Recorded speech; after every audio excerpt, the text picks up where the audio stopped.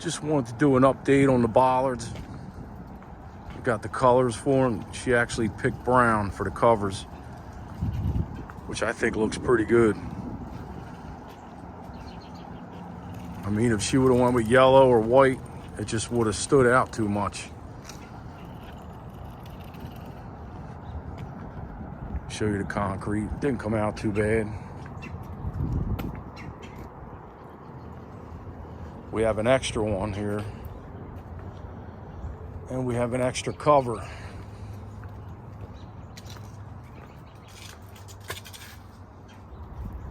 So I notice how when she comes down the driveway, see, I back down, but she comes down forward and she has to make a U-turn here.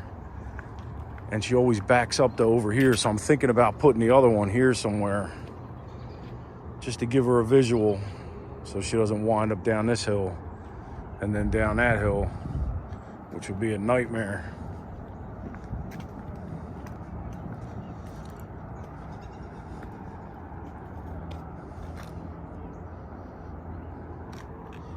Yeah, just wanted to give a little update that this was done.